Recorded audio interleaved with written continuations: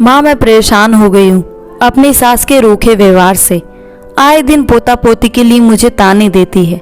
मैं माँ बन सकती हूँ कि नहीं, इसकी पुष्टि के लिए वो धोखे से मुझे डॉक्टर के पास ले गई थी। आप सोचिए मुझे कैसा लगा होगा। एक छत के नीचे रहना मुश्किल हो गया है। उनके बदलने का इंतजार आखिर कितने दिन करूँगी। अब मुझसे ये सब सहन नहीं हो पाएगा।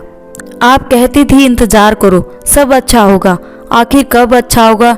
ऐसा ना हो कि उनके सुधरने के इंतजार में मैं स्वर्ग सिधार जाऊं। आप अपनी बेटी के लिए रोती रहना, सिमरन अपनी माँ कल्पना जी से कह रही थी।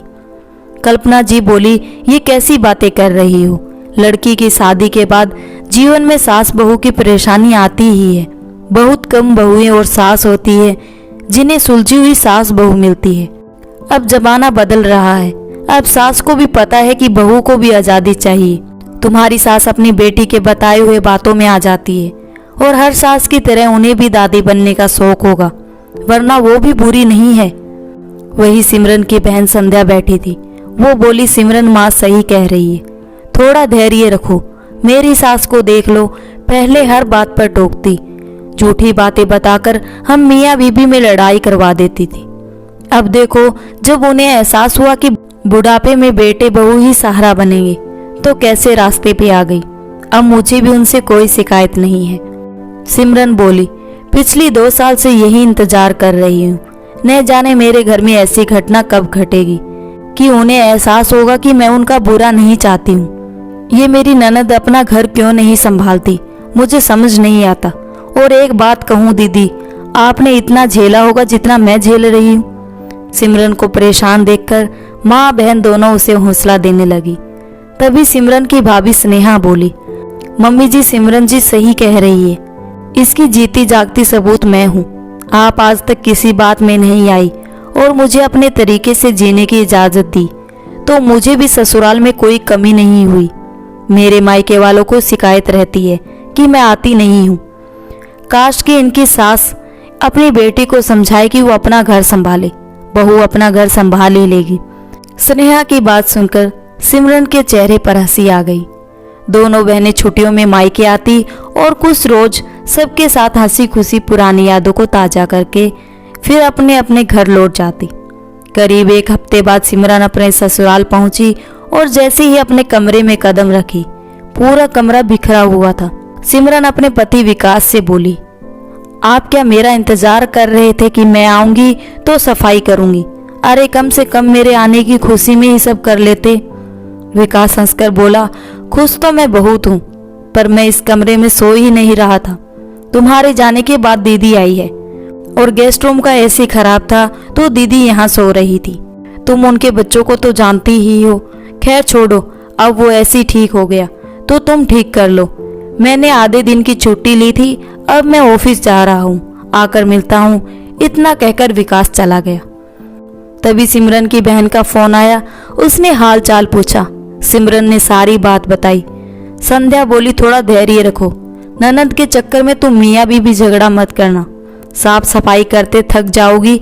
ऐसा करो, इडली डोसा का पेस्ट ऑनलाइन मिलता है, फटाफट मंगवा लो और रात में वही बना लेना।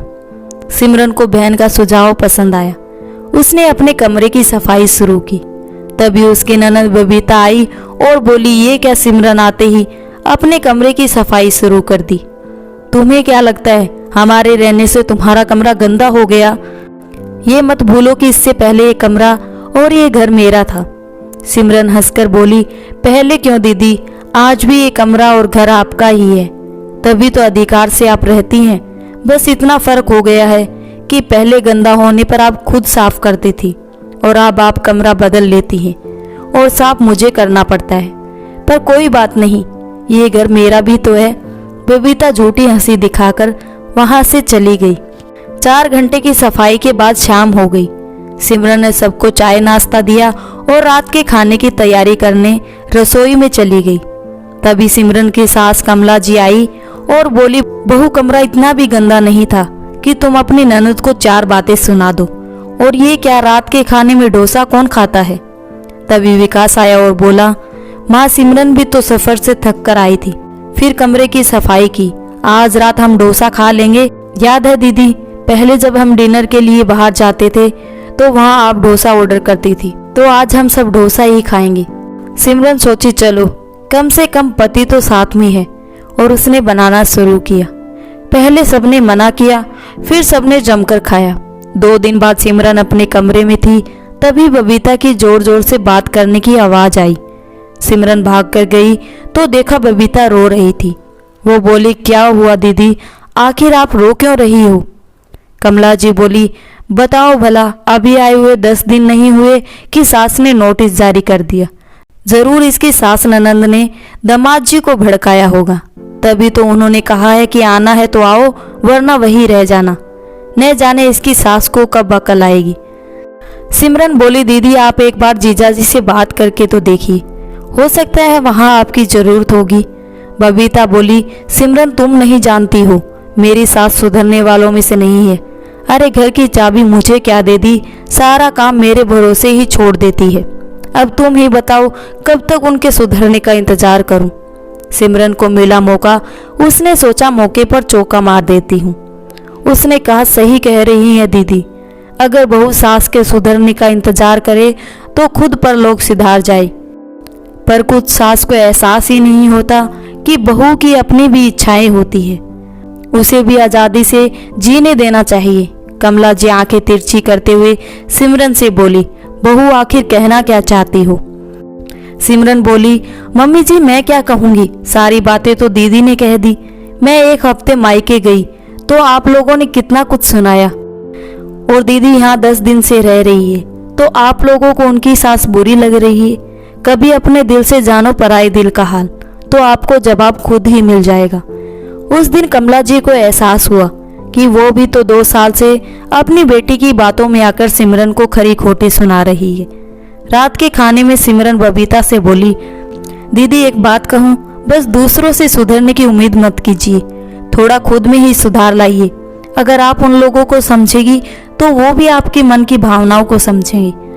आशा करती हूँ आप मेरी बातों का गलत मतलब नहीं निकालेगी। बबीता कमला जी की ओर देखने लगी तो कमला जी बोली, बबीता बहुत सही कह रही है। कई बार तुम्हारे कहने पर मैं बहू को खरी खोटी सुनाती थी, इसके लिए मैं दोषी हूँ। तुम अगर ससुराल को अपना नहीं मानोगी तो वो तुम्हें कैसे अपनाएंगे? अब मायके का मोह छोड़ो, अपने घर को संभालो, इसी में दोनों घरों की भलाई है। पूरे परिवार ने मिलकर बबीता को समझाया तो बबीता ही नहीं बल्कि कमला जी को भी अपनी गलती का एहसास हुआ और उनमें भी सुधार आने लगा, जिनके लिए सिमरन उस पल का आज भी धन्यवाद करती है। दोस्तों, कई बार हम किसी रिश्ते के सुधरने के इंतजार में वर्षों लगा देते हैं, पर फल कुछ नहीं मिलता। ये सोचकर आप हार मत मानो, कोशिश जारी रखो, और कुछ नहीं तो खुद को ही बदल लो, पर जीना मत छोड़ो। आपको ये कहानी कैसी लगी? अपने अनुवाद और विचार कमेंट द्वारा हमारे साथ साझा करें। कहानी को मनोरंजन एवं सीख समझकर पढ़ें, कृपया अन्यथा ना लें।